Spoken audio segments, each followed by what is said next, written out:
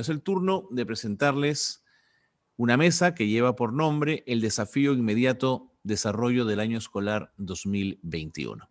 Para ello nos acompaña, y es muy grato recibirlo, el ministro de Educación, Ricardo Cuenca. Ricardo Cuenca es bachiller en Psicología por la Universidad Ricardo Palma y es psicólogo social y especialista en políticas comparadas en educación superior y temas docentes, así como en el estudio de desigualdades educativas y de las relaciones entre educación y política. Es doctor en educación por la Universidad Autónoma de Madrid, en España. Ha sido investigador principal del Instituto de Estudios Peruanos y su director general, además. Es miembro de consejos consultivos de numerosas organizaciones internacionales y nacionales y autor de varias publicaciones sobre políticas de educación en Perú como en América Latina. Actualmente, como sabemos todos, se desempeña como ministro de Educación del Perú. Con ustedes, Ricardo Cuenca. Muy buenas noches con todos, con todas. Muy buenas noches, Carlos. En especial, un agradecimiento de Rama Magisterial por esta invitación. No es la primera vez que participo en un Encinas, pero es la primera vez que lo hago desde este cargo y entonces es un doble honor poder dirigirme a todos los maestros y las maestras del Perú para compartir algunas ideas. No puedo renunciar a plantearles algunas reflexiones en este momento en el que efectivamente necesitamos de muchas decisiones y de mucha acción, pero también de una pausa reflexiva que nos permita tomar las mejores decisiones. Y es por eso que he planteado un conjunto de preguntas que a modo de exposición quiero proponerles para una discusión que seguramente será más amplia que aquel tiempo que tenemos hoy, pero que espero pueda provocar una reflexión y una discusión mayor, incluso después de esta mesa y de este panel. Voy a compartir con ustedes una presentación de PowerPoint para poder ayudarme a guiar y no pasarme en el tiempo, si me permiten, con ustedes. Me parece que ya es posible verlo en pantalla. Sí, me pueden confirmar que se ve, si no. Sí, se ve perfectamente, Ricardo. Ya, muy bien, muchas gracias. He sido un poco desobediente y entonces he modificado un poco el título de la presentación, aunque el contenido y el sentido es exactamente ese. Hablar de la educación como un desafío, ¿no? Entre aquello que es permanente y aquello que es inmediato, porque finalmente de eso se trata las reflexiones que quiero presentarles. La atención del año 2021 no significa que se acabe en el 2021, sino que al contrario es el inicio de unas reflexiones permanentes que debemos tener. Cuando recibí la invitación y me plantearon la idea de imaginarme un desafío, la educación como el desafío para el 2021, más aún estando ahora al frente del Ministerio de Educación, recordé inmediatamente este texto de Theodor Adorno, La educación después de Auschwitz, que fue escrito en 1966 en un momento en el que el pedagogismo, los cambios en la psicología cognitiva, la idea de las bases de lo que después fue, años después, el constructivismo, terminaron siendo desafiados por este texto fundamental, muy cortito, de 16 páginas, pero muy potente, en el que planteaba como tesis principal que era el desafío mayor de la educación lograr que Auschwitz como campo de concentración no se vuelva a repetir. Y me pareció no solo grato volver a leerlo, sino que inspirado en él, en esta discusión que propone respecto al permanente desafío que tiene la educación para poder construir nuevas formas de relacionarse con los demás a partir de evitar los campos de concentración, es que quiero presentarles la idea fundamental y el argumento fundamental de la educación es en sí misma un permanente desafío. Y no es que los contextos nos hagan pensar en una educación que tenga retos, sino que la educación es en sí misma este reto y este desafío. Y permítame sustentarlo, argumentarlo, en una relación fundacional, una relación que es la base, la piedra angular de la relación de la educación con la educación con la sociedad. Aquí tenemos este binomio que es indisoluble. No es posible hablar de sociedad sin educación, como no es posible hablar de educación sin sociedad. Pero esta relación ha sido fundamentalmente una relación muy unidireccional, a pesar de que en estricto no lo es. Y es decir, la sociedad ha empezado a demandar un conjunto de exigencias que la educación debería cumplir. Así lo ha sido siempre y así lo es ahora. El hecho de vivir en una situación de pandemia nos hace pensar, por ejemplo, que la educación debe responder de diversas formas, a través de mecanismos tecnológicos, en contenidos diferenciados, en priorización de aprendizajes, para poder responder a esta situación particular de la sociedad. Y esta relación es una relación que debería complementarse con aquello que ha sido menos desarrollado en la educación. Y es cómo a partir de la educación se producen cambios en la sociedad. Dicho de otra manera, desde la educación, plantear efectivamente la construcción de una nueva sociedad. Y esta relación fue, a pesar de haber sido fundacional, fue perdiendo el tiempo, y es por eso que está ahí en líneas punteadas, fue desvaneciéndose con el tiempo, porque la educación terminó siendo mucho más reactiva a lo que la sociedad le exigía que propositiva para transformar esa sociedad. Y es por eso que esta idea de que la educación es en sí mismo un asunto propiamente de retos, propiamente de desafíos. Solo para ilustrar, quiero presentarles algunos momentos en la historia de la educación peruana en la que esta relación, en la que esta idea de que la propia educación es un desafío, son estos tres elegidos, podrían haber sido muchos otros. Uno primero, la educación para la forja de la nación de la República Temprana. La primera decisión y el primer desafío para la educación fue cómo construimos desde la educación a las personas que van a defender y construir una nación reciente. Y entonces todos los esfuerzos fueron colocados fundamentalmente en ese objetivo, en el logro de ese objetivo.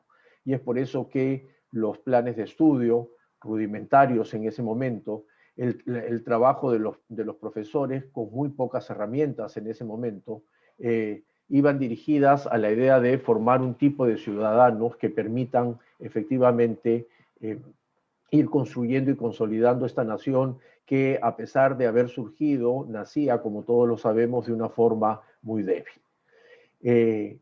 Sin embargo, si uno avanza en esta línea de tiempo imaginaria, durante la primera mitad del siglo XX, específicamente a partir del año 1902, 1904, hasta probablemente la reforma educativa de los años 70, la educación tuvo un nuevo desafío sin renunciar al anterior, que tenía como objetivo preparar a todos los sujetos, a todos los individuos que permitirían ingresar al país en la modernidad.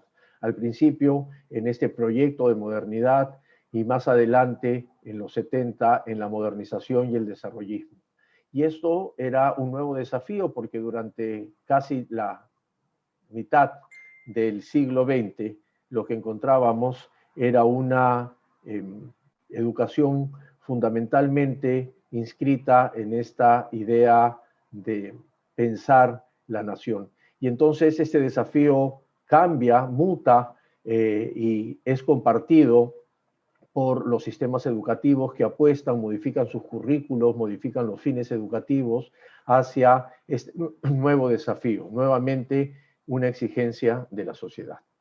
O un ejemplo más cercano de la educación para los aprendizajes, que a partir de las décadas de los 90 se consolida en el Perú como una alternativa a todo aquello que se había trabajado anteriormente. esta educación para la modernidad, esta educación para la construcción de la nación. Y se concentra en aquellos contenidos que los estudiantes deberían aprender para poder obtener muchas otras cosas. Estos habilitantes de aprender durante toda la vida, lo que hacían era tratar de concentrarse en un conjunto de aprendizajes que debieran dotar a la persona de un conjunto de habilidades, de competencias que le permitan surcar los vericuetos de la vida y tratar de, a partir del desarrollo individual, apostar por un desarrollo mucho más amplio y complejo. Volviendo entonces al tema de esta relación fundacional entre la sociedad y la educación y de cómo la educación en sí misma es un conjunto de desafíos, es que quiero llegar al año 2021, a este año, en este momento. Este año 2021 que hereda un conjunto de dificultades del año anterior, que ha sometido al Perú y a muchos países del mundo, como sabemos, a un examen durísimo de civilidad, de funcionamiento del Estado, de comportamiento social, y por qué no, ha sometido a un examen durísimo, probablemente al examen más complejo que ha tenido que rendir el sistema educativo. Pero este año 2021 nos produce, además de la forja de la nación a la que no hay que renunciar, de la idea del ingreso a una modernidad, de concentrarnos en los aprendizajes, en una idea de educación que tiene que moverse en esta característica que creo yo es la más importante del año 2021, que es el de la incertidumbre. La incertidumbre manejada en este doble sentido, incertidumbre por lo que no sé qué va a pasar hoy, pero también incertidumbre por lo que no sé de aquello que pasará después. Y la incertidumbre es probablemente uno de los elementos que mayor niveles de crisis sociales, económicas, políticas, culturales puede producir, porque para poder desarrollar una vida social medianamente plena, lo que necesitamos es tener certezas que nos permitan movernos con seguridad por el mundo y por la vida social. Y es por eso que en ese sentido tenemos que atender este año 2021 sobre la base de esta incertidumbre, pero a su vez teniendo en cuenta que nos enfrentamos a aquello que voy a compartir con ustedes como los dos grandes desafíos, los dos grandes sentidos en este conjunto de desafíos. Porque estos tiempos le imponen desafíos a la educación, a sus sistemas, a sus políticas, que son urgentes y que son impostergables, sobre todo en la reflexión sobre ello.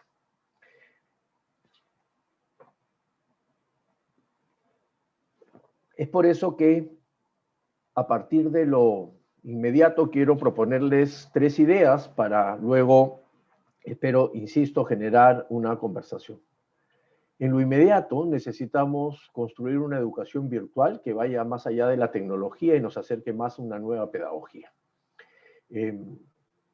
Escuchaba durante estas últimas semanas cómo el hecho de estar insertos en unas necesidades tecnológicas absolutamente reales de conectividad, de instrumentos que me permitan acercarlo, termina siendo algo que pasó ya antes, pasó a finales del siglo XIX con el libro de texto en las escuelas y que ahora está pasando con las tablets en las escuelas. Es decir, pensar que la educación nuevamente se reduce a un conjunto de instrumentos que me permiten trasladar aquello que ahora no es posible, que es la presencialidad física, a un espacio de, al contrario, una nueva pedagogía, una nueva forma de entender qué es lo que se enseña y qué es lo que se aprende.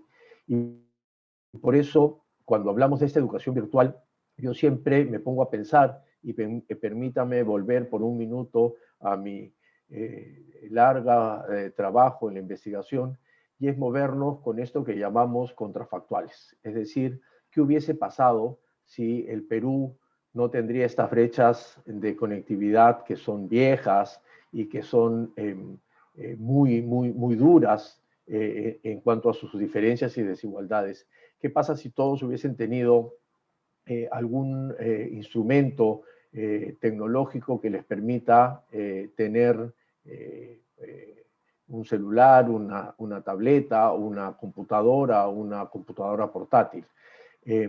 ¿Qué hubiese pasado si todo eso lo hubiésemos tenido?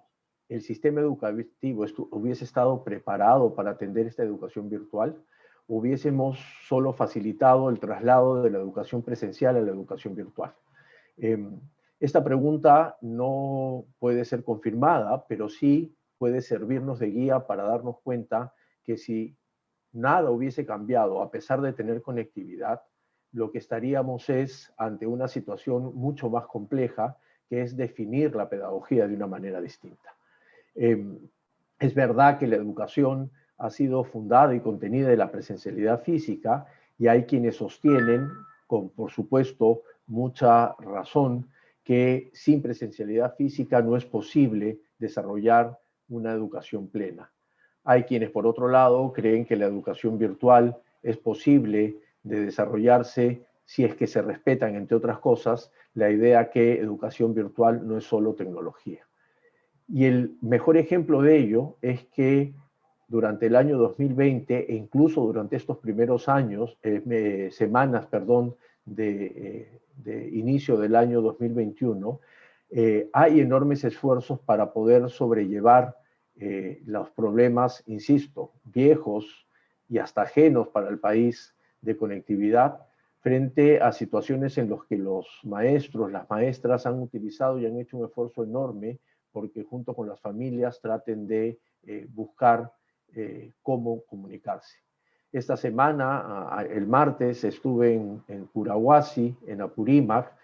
Mañana estaré en Atalaya, en Ucayali, y estoy seguro que voy a encontrar lo mismo que he encontrado en los viajes anteriores, en las que he podido levantar mucho más información de gente mucho más conectada por diversos medios que aquello que los registros que podamos tener los dan.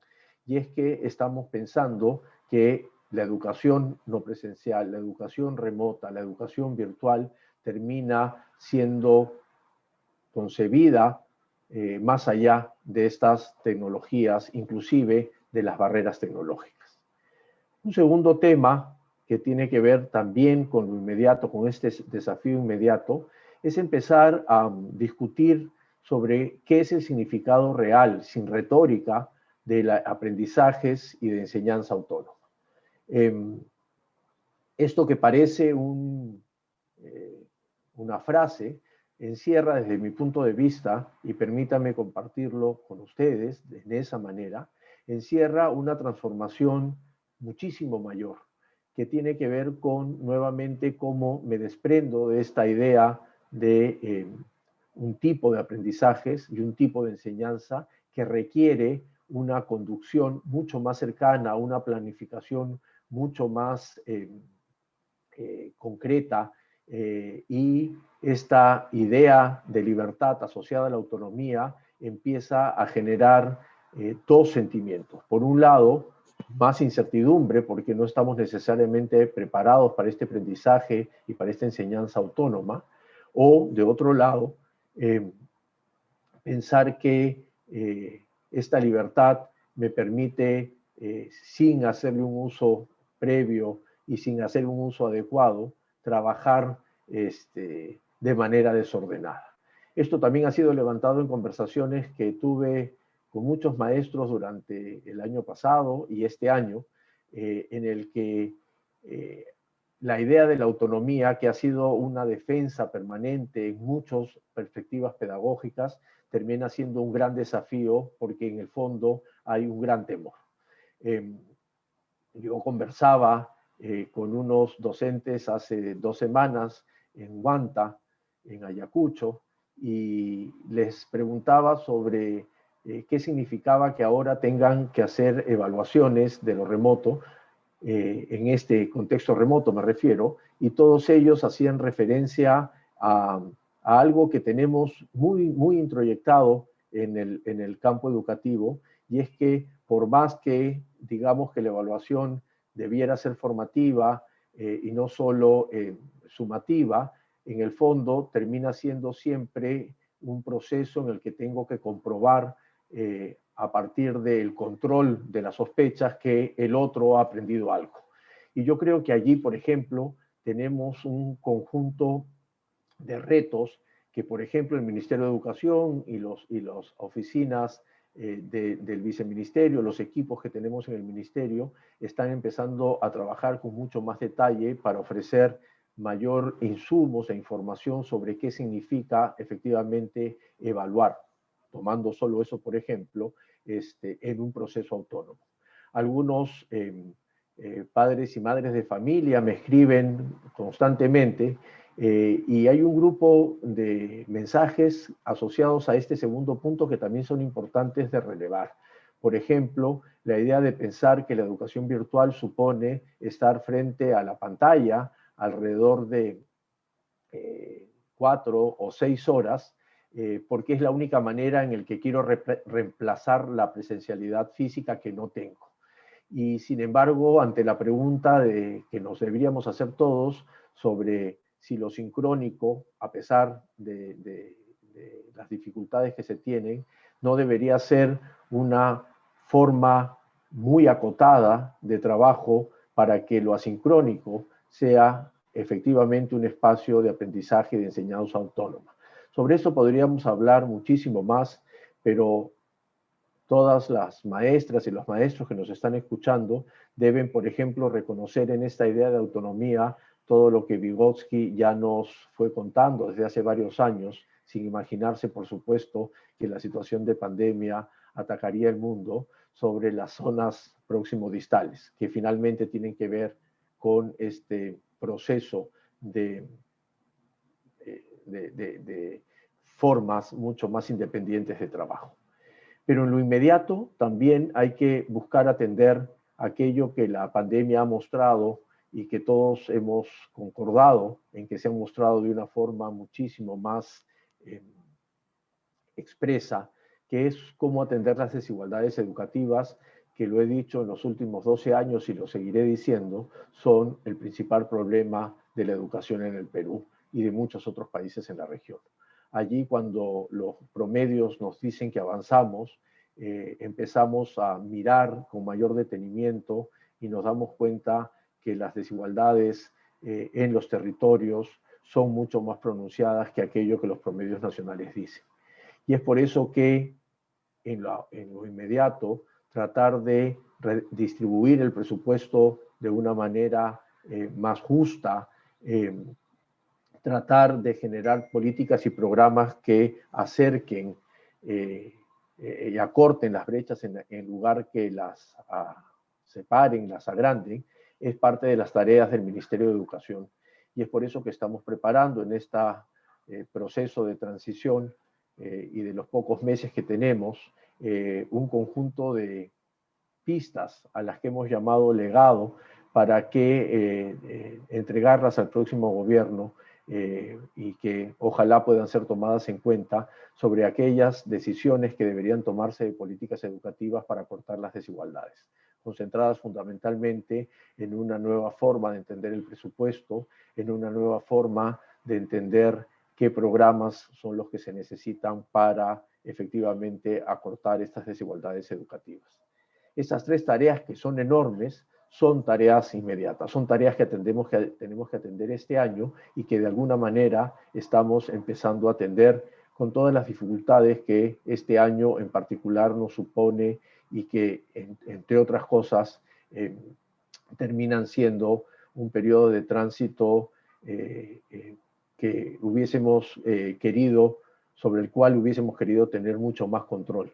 Digo siempre que llevamos 4 meses y pocos días en la gestión y el reto es mucho mayor que lo que los próximos 3 meses nos podrían estar ofreciendo como posibilidades. Sin embargo, seguimos en la idea de esta atención de lo inmediato hasta allí donde podamos en la gestión.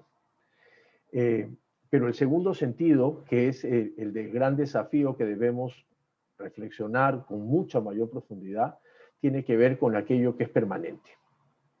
No podemos pasar por la pandemia, que ojalá sea pronto, su fin me refiero.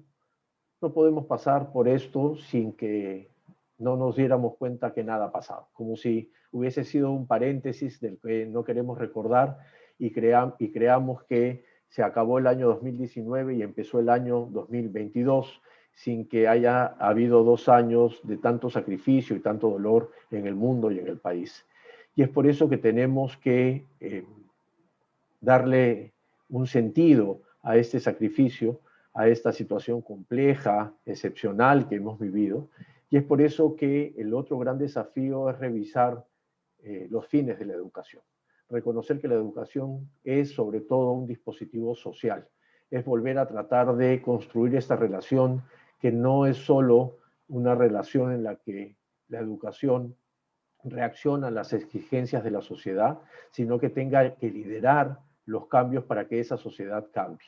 Y eso es solo posible si además de la visión restrictiva de la pedagogía, la entendemos como esta pedagogía social, como esta pedagogía transformadora, como esta pedagogía que, como bien nos enseñó Paulo Freire, tiene que ser un instrumento de transformación social y no solamente un receptor de aquellas exigencias.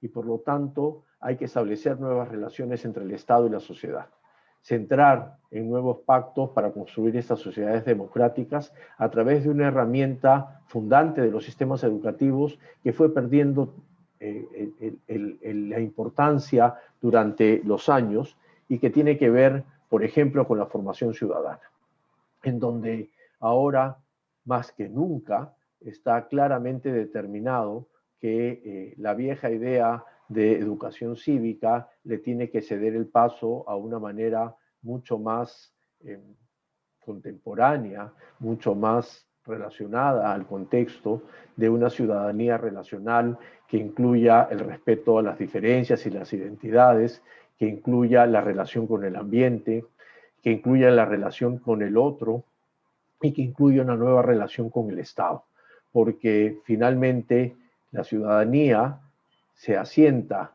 en esa relación entre la sociedad y el Estado.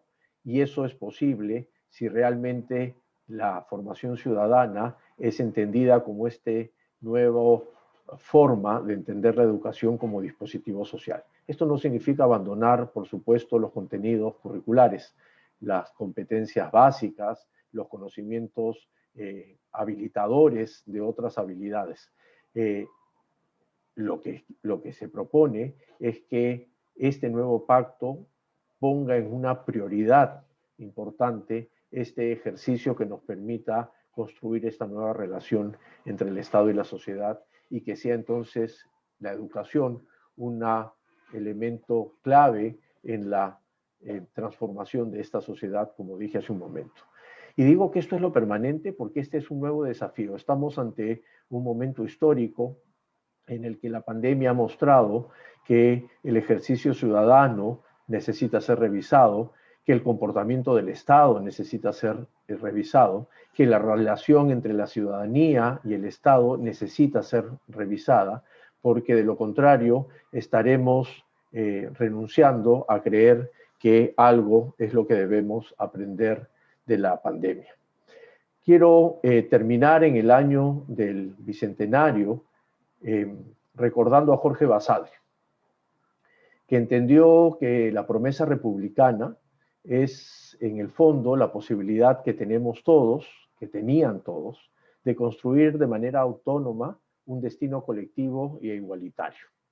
Y eso creo que seguirá siendo nuestro mayor desafío luego de 200 años. Y en esto, la educación, colegas, tiene mucho que hacer, tiene mucho que decir. Y por lo tanto, en el inmediato, mientras superamos las barreras que nos impiden tener un espacio presencial, debemos claramente darnos la oportunidad de pensar qué es la educación que queremos para los próximos 200 años de nuestra vida republicana. Muchas gracias. A usted las gracias, ministro Cuenca, por esa presentación. Tenemos algunas preguntas para usted, para compartirlas y conversarlas de una forma llana y muy clara, como además siempre habla usted, ministro. Y, por ejemplo, el día de ayer tuvimos una mesa muy interesante con 3 exministros de Educación. Estuvo el exministro Idel Wexler, la exministra Flor Pablo y el exministro Marcial Rubio. 2 de ellos dijeron con claridad que el futuro de la escuela tenía que ver con una escuela autónoma, más autónoma. Sin embargo, cuando les preguntamos, pero si ustedes estuvieron allí, en el lugar donde podían conceder esa autonomía, ¿por qué no lo hicieron? Y la respuesta fue que el aparato burocrático impedía de alguna manera esa autonomía y esa libertad. ¿Coincide usted con ese análisis? ¿Cree que es allí donde está el nudo del problema, ministro Cuenca? Creo que está parte del nudo del problema, Carlos. Es verdad que hay un aparato de funcionamiento del Estado que tiene una racionalidad muy particular y que a veces suele impedir el desarrollo de algunas actividades y de algunos cambios. Pero también yo creo mucho que está también en cada uno de nosotros y en las nociones que tenemos de educación. Culpar al sistema como único responsable del impedimento en el cambio de reformas es parcialmente correcto desde mi punto de vista. Es un elemento, pero el otro elemento es lo que nosotros pensamos, de cómo estamos concibiendo el asunto. Porque si no estamos convencidos que esto es efectivamente real, que la autonomía de las escuelas es posible si hay autonomía de aprendizajes y no solo una autonomía de gestión, si creemos que la autonomía de las escuelas supone también la autonomía para la enseñanza y no solo para la toma de decisiones, nos vamos a dar cuenta que efectivamente hay parte de nosotros que deben transformar algunas de esas ideas, modificar el imaginario que tenemos para que finalmente la burocracia pueda flexibilizarse de alguna otra manera. Entonces creo que es una responsabilidad compartida entre lo que en el fondo creemos, sin retórica, sobre la educación y aquello que efectivamente debemos transformar en la propia burocracia y en la gestión. Ministro Cuenca, de cara también a esa autonomía en el futuro, eh, y respetando profundamente el gran esfuerzo que están haciendo los docentes eh, para sacar adelante a sus chicos y a las chicas en el trabajo cotidiano de la escuela en esta pandemia, María Amelia Palacios del Consejo Nacional de Educación ha señalado y ha hecho hincapié que si no hay un cambio profundo en la formación docente que mire hacia el futuro, no vamos a avanzar. ¿Qué piensa de una frase como esa? Estoy absolutamente alineado con esta idea de Marita, porque no solo, también lo dije antes, sino que lo digo ahora, la formación docente, sobre todo la formación inicial docente, es aquella que no solo ha tardado más en transformarse, sino es aquella que probablemente es el inicio de un cambio real. Yo sé que la formación en servicio termina siendo importante en términos de ver qué se hace en el día a día, que es aquello que nos agobia si no tenemos las herramientas, pero si no tenemos un cambio desde la formación inicial, probablemente va a ser muy complejo. Y es por eso que en el brevísimo tiempo que tenemos, estamos dejando como parte de un paquete que llamamos legado, también las pistas por donde debería consolidarse la formación inicial docente, que si bien es cierto, se inició ya hace algunos años, su nivel de avance ha sido muy lento y por eso hay que tratar de empaquetar todas las ideas posibles recogidas durante tanto tiempo para poder generar un impulso mayor a la formación docente, pero en estricto de acuerdo con lo mencionado por Marita.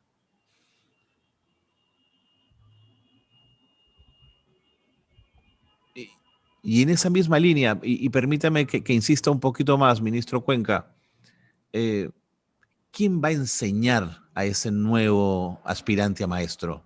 ¿Con qué herramientas? ¿Cómo se va a nutrir de lo que necesita para enseñar a esas nuevas generaciones?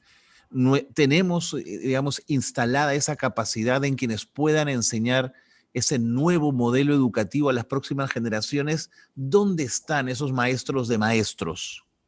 ¿Dónde deben estar? Es la pregunta, ¿no es cierto? Lo que tenemos listo ya es que hemos heredado una estructura curricular nueva, pero además lo que tenemos es la necesidad de poder eh, avanzar en la, ojalá, convencimiento que la carrera docente es un espacio valorado, es una necesidad importante, que ser maestro, que ser maestra, ahora más que nunca se ha demostrado que es una profesión que no solo es valiosa, sino que sabe salir de las dificultades de la mejor manera posible.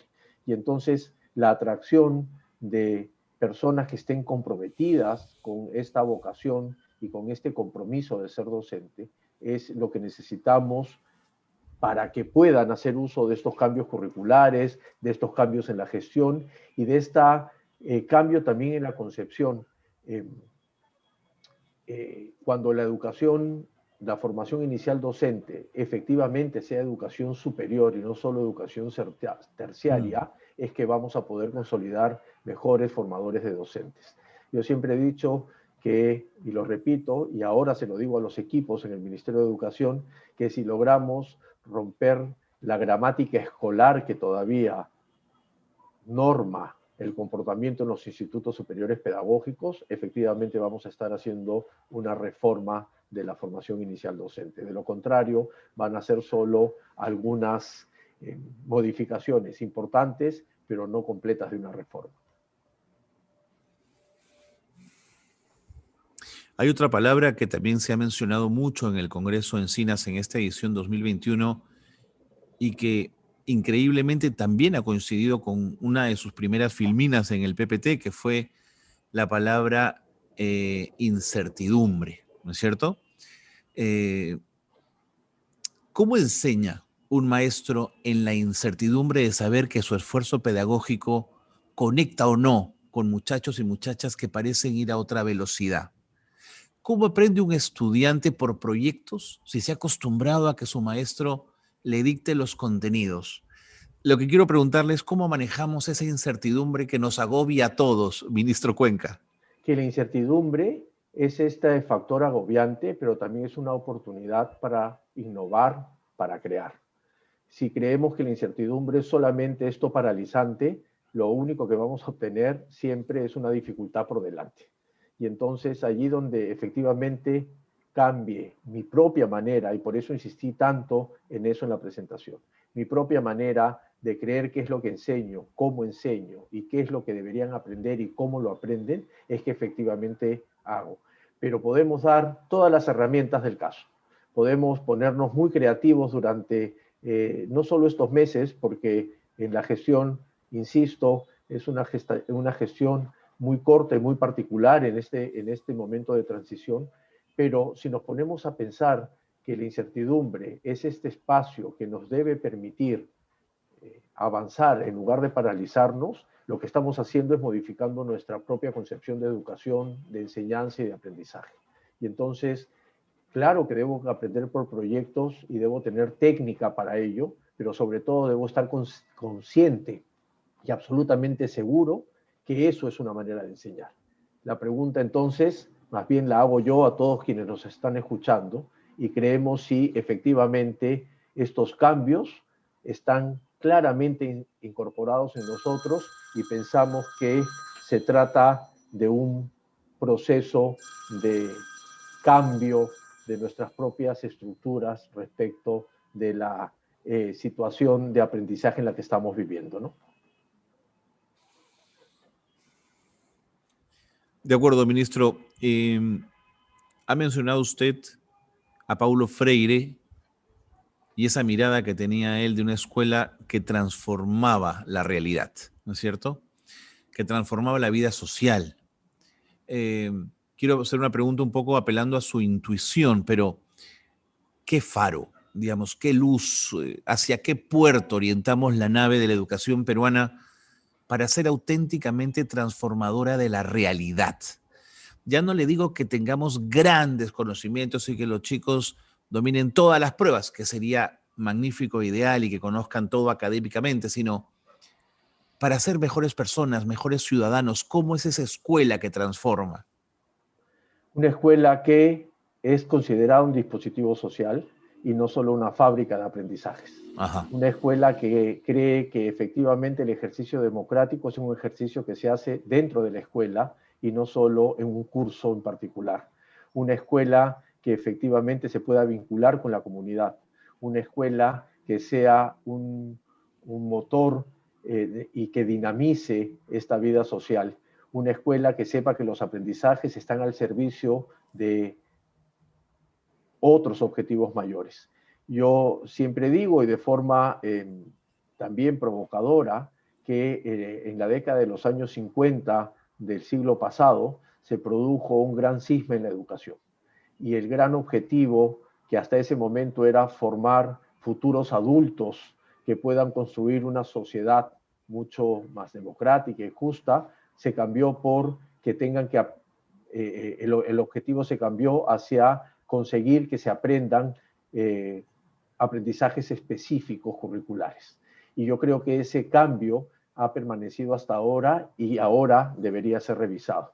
Si la idea sigue siendo que pueda responder a una competencia anual y a un aprendizaje anual, o si efectivamente la escuela y la educación lo que debe es hacer preparar a los futuros adultos que van a poder efectivamente sacar adelante la sociedad.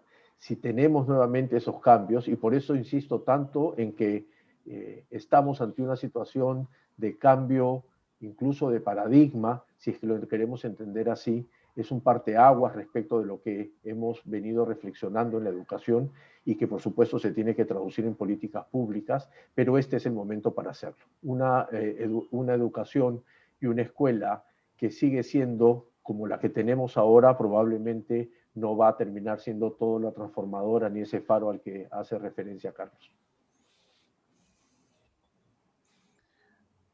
Una política pública sin dinero es una declaración. Si la política pública no va acompañada de inversión, de dinero que le haga posible, va a quedarse allí, en la letra. Yo quería preguntarle si hoy el sistema educativo tiene los recursos económicos suficientes para ese proceso transformador. Nunca van a ser suficientes. Si realmente queremos que la educación sea una eh, actividad fundamental y principal en la vida social, política y económica del país, nunca podemos decir que son suficientes. Lo que podemos decir es que tienen que ser, para empezar, usados de una manera mucho más justa para cortar, insisto, las brechas de desigualdad, sin que eso signifique que no peleemos por tener más recursos que puedan ser planificados de mejor manera. Hubo una discusión durante mucho tiempo respecto al porcentaje del PBI, ahora se tiene una ley que permite alcanzar ese 6%, que seguramente será gradual en el tiempo, pero ese 6% no solo tiene que reflejar un mayor incremento, sino una racionalidad distinta a la hora de elaborar. Yo, por ejemplo, estoy convencido que instrumentos como el costo por alumno, por calidad, por ejemplo, que es un modelo brasileño, termina siendo fundamental para determinar qué realmente necesita un estudiante de educación inicial de zona rural respecto de un estudiante de secundaria de clase media en una zona urbana. Y si tenemos la capacidad para poder identificar específicamente lo que necesita cada uno para poder otorgarle una educación de calidad, efectivamente, vamos a tener que no solo tener más dinero, sino que pensar que hay instrumentos que hagan una racionalidad en el financiamiento muchísimo más compleja de lo que creemos, ¿no? Ministro Cuenca, si la educación es todo y más de lo que hemos hablado y tiene, como creemos, este poder transformador, ¿se le imagina usted encapsulada del juego cotidiano del poder político? ¿Se imagina un gran acuerdo nacional por la educación, digamos, en las condiciones en las que vive hoy el país? ¿Se imagina que podamos dejar a la educación tranquila, avanzar y trabajar sin que esté en medio del fuego cruzado propio del cotidiano político? O al revés, o al revés. Decir que la dejamos avanzar, pero que la educación termina siendo un gran tema de discusión política, pero de buena discusión política, Claro. no de política que sea una política inmediatista, sino que permita efectivamente incluirla en la agenda pública, en la prioridad mayor, y que sea un reconocimiento no solo retórico de su importancia, sino que termine siendo parte central de las decisiones del país. Ese es el momento en el que la educación podrá efectivamente tener el papel que queremos como espacio transformador. Y es por eso que no solo es un asunto intergubernamental, sino también intersectorial, porque otra de las cosas que nos ha mostrado la pandemia es que esta idea de que la educación puede funcionar sin otros sectores no es posible. La educación en ese momento requiere del Ministerio de Transportes y Comunicaciones, del Ministerio de Salud, del Ministerio de Vivienda y Saneamiento, y no solo como una necesidad para recurrir de los servicios que estos otros sectores dan, sino para concebir, por ejemplo, el año educativo 2021 de una manera intersectorial. Entonces, claro que se puede avanzar, claro que hay que hacer un pacto social alrededor de la educación, pero claro que hay que ponerla en el centro del debate, claro que hay que ponerla en el centro de la vida política, porque ahí es donde se toman las decisiones y ahí es donde está la importancia que efectivamente podemos darle al tema educativo en la vida pública y en la vida social. Pero en ese mismo sentido, a mí me ha sorprendido en este proceso electoral, es verdad, tan sui generis, por el hecho de que no hay campaña, de la pandemia, ¿no es cierto? Siento que se ha hablado poco de educación, ministro. ¿Usted tiene otra percepción? De pronto, claro, está usted más en el cotidiano, pero mi sensación es que hemos hablado de lo marginal y no nos hemos centrado en lo central que puede ser la educación. Por las normas de neutralidad que hemos firmado, no puedo hablar del proceso electoral, pero lo que sí puedo decir es que la educación nunca puede dejar de estar en la discusión de la agenda pública, sea en contextos electorales o no. El día en el que la educación sea un tema, y lo entenderás muy bien como periodista, que deje de ser, que se vuelva un inactual y que Claro. sea una permanente agenda de discusión pública, es donde logramos efectivamente poner a la educación en el nivel que se merece. Para quienes creemos que sin educación, y lo he repetido estos meses muchísimo, sin educación no hay ni desarrollo ni democracia posibles.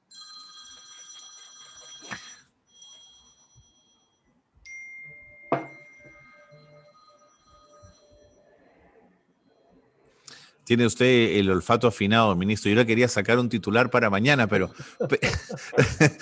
no me ha dejado. Bueno, un par de preguntas más en esta línea porque tengo que darle paso a Hugo Díaz para las conclusiones de este congreso. Eh, durante la década de crecimiento de inicios del siglo XXI, la primera y la segunda década, donde hubo crecimiento del 5 y 6%, las desigualdades educativas de las que usted tanto habla, ¿no encontraron no hubo correlato en el cierre de esas brechas? ¿Se han mantenido? Se han reducido marginalmente, ¿no? Usando una de las palabras tuyas en la bloque anterior. Es decir, seguimos manteniendo un conjunto de desigualdades, aun cuando estas se han reducido respecto a años anteriores, pero todavía hay algunos casos en los que estas desigualdades son, por ejemplo, todavía inaceptables si queremos hablar de un sistema educativo de calidad, ¿no? Y esto tiene que ver con, insisto, decisiones que tenemos que tomar y por eso estamos tomando algunas que tienen que ver con, en este corto tiempo, dejar un camino que permita claramente reducir estas desigualdades. Las desigualdades no son una consecuencia natural de las cosas, son la consecuencia de decisiones que se toman, sobre todo decisiones en el Estado, que hacen que estas brechas efectivamente existan porque hay políticas y decisiones y programas que se toman que lejos de cerrarlas, lo que hacen es efectivamente agrandarlas. Entonces, Ha habido una mejora, pero esta mejora no ha sido una mejora sustantiva en el cierre de brechas.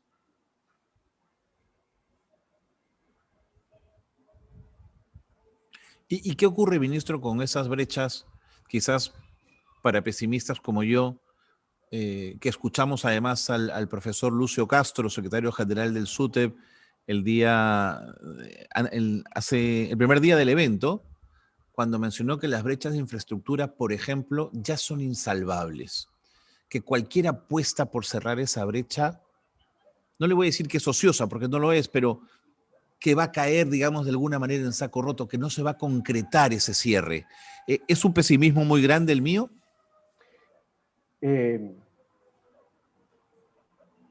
Yo, a pesar de las dificultades todos los días, me despierto peleando contra el miedo, peleando contra la desesperanza, peleando contra el agobio.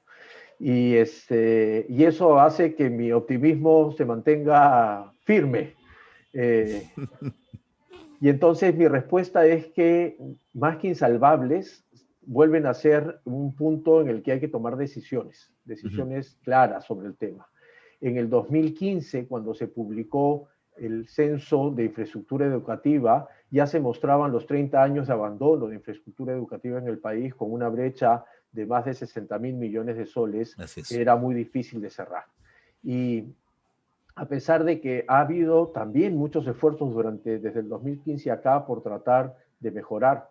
Yo leía que entre enero y julio hay 51 colegios nuevos que estarían listos este año y que parecen un esfuerzo enorme, y créanme que es un esfuerzo enorme, que cuando miras hacia un lado todo lo que aún falta, efectivamente parece que podría caer en un saco roto. Pero de otro lado, no podemos tampoco dejar de pelear por tratar de acortar esas brechas, buscar formas creativas para poder hacerlo, pero sobre todo comprometer al Estado para poder salir adelante. Y cuando me refiero al Estado, Carlos, me refiero al gobierno nacional, pero también a los gobiernos regionales y también a los gobiernos locales, porque otra de las cosas que nos ha enseñado esta pandemia es que la educación es un asunto intergubernamental. Si seguimos pensando que todas las respuestas a todos los problemas están solo en el Ministerio de Educación, no vamos a poder avanzar mucho. Por supuesto que hay la rectoría y la responsabilidad, pero por supuesto que hay un conjunto de trabajo con las regiones que nos podrían permitir avanzar en ese sentido. De hecho, en estos meses hemos podido identificar grandes acciones que en los gobiernos regionales se han realizado y que contribuyen y complementan el trabajo del Ministerio de Educación,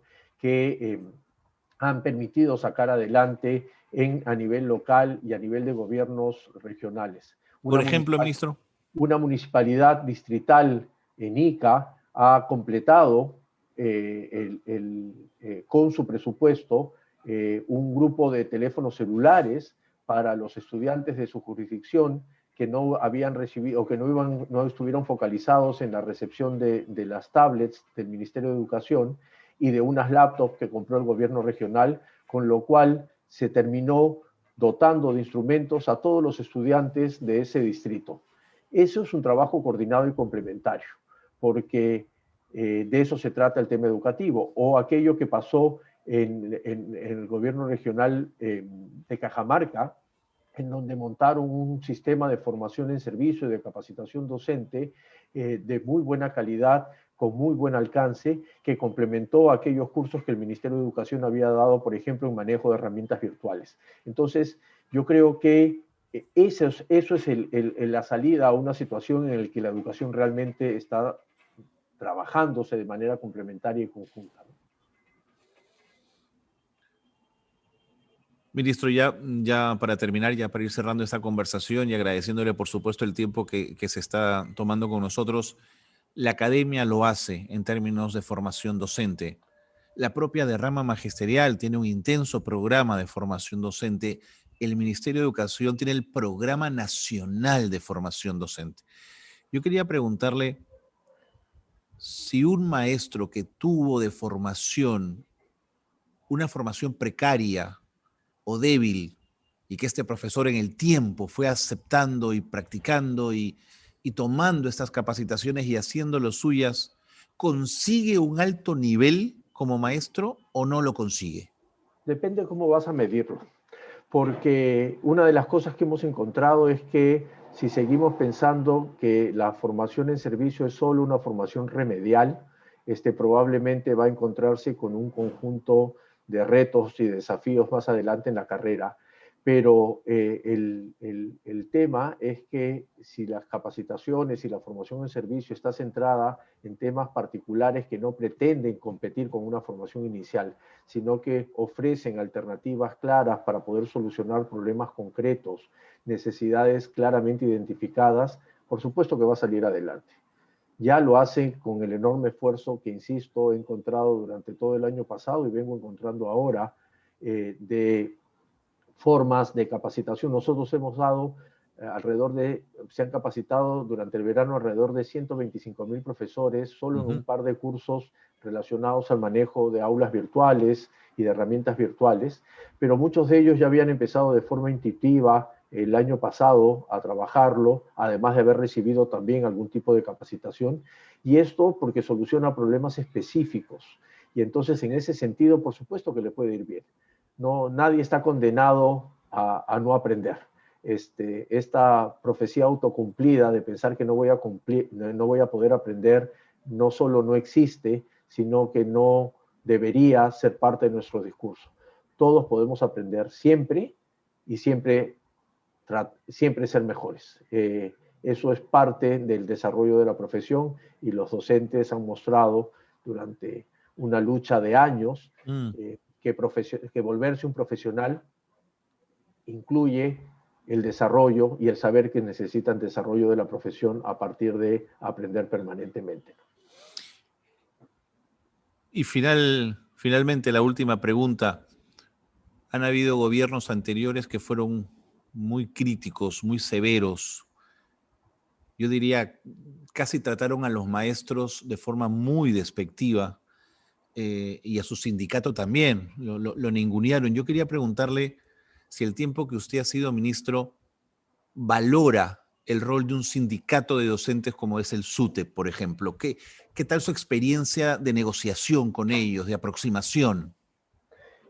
No solo los valoro, sino que, como lo he sostenido siempre, es un actor fundamental Fundamental. en los gremios, en todas las áreas de desarrollo del país. La semana pasada, si mi memoria no falla, porque estos días son muy intensos, hemos tenido una reunión para poder discutir este retorno del año escolar 2021. Han participado en reuniones para el diseño y para dar sus comentarios, porque una de las ventajas que tiene los gremios de docentes en el Perú, pero en general en el mundo, es que tienen este doble rol que termina siendo fundamental. Uno, la agenda sindical necesaria, en la que se imponen mejoras para los trabajadores, pero también tienen una agenda pedagógica, porque además de ejercer el ejercicio sindical, también ejercen el trabajo pedagógico y entonces tienen también este contenido técnico en las discusiones, como lo tienen algunas otras profesiones y gremios, ¿no? Y entonces ha sido una relación que hemos establecido desde el primer momento.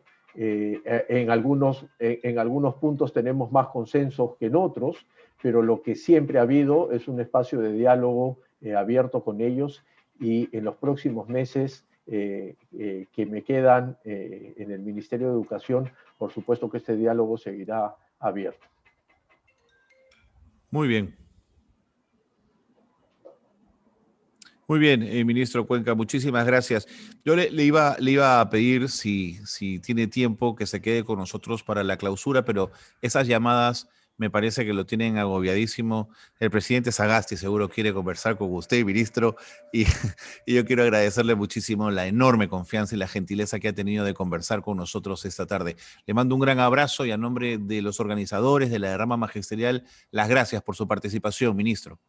No, muchísimas gracias, Carlos. Como siempre, un placer conversar contigo. Siempre es estimulante conversar contigo, pero sobre todo agradecerle a la derrama magisterial por dos cosas. Primero, por seguir apostando tercamente en un país donde la institucionalidad es débil, que año a año nos congregue a todos los maestros alrededor de un tema, alrededor de un personaje como José Antonio Encinas, y que haga el esfuerzo de hacerlo, inclusive ahora a través de la virtualidad, para que podamos tener espacios de conversación, de debate, y terminar diciéndoles que el segundo agradecimiento es porque en este año particular el Encina se vuelve fundamental para por lo menos permitirme decirle a los maestros, a las maestras del Perú, que confiamos en ellos, que yo confío en ellos y que también va a ser posible, venciendo el pesimismo, Carlos, que podamos sacar adelante un año escolar. Estamos haciendo todo el esfuerzo por acompañarlos de la mejor manera posible, pero sobre todo decirles que confío plenamente en ellos, como lo he hecho antes y como seguramente lo voy a hacer después. Como dice, y termino recordando a Tito Flores Galindo, gran historiador peruano, discrepar también es una forma de acercarnos. Muy buenas noches y muchas gracias. Muchas gracias, ministro Cuenca, y si el tiempo lo permite y se puede quedar para el final, por favor quédese, pero entendemos los apremios del tiempo. Yo quiero agradecerle muchísimo a la derrama magisterial que me ha permitido hacer estas preguntas, las de ayer y las de hoy, con absoluta libertad, en un tono amable, cercano con nuestros invitados, pero sin ninguna restricción, y eso es muy valioso, y yo se lo agradezco muchísimo a la derrama magisterial.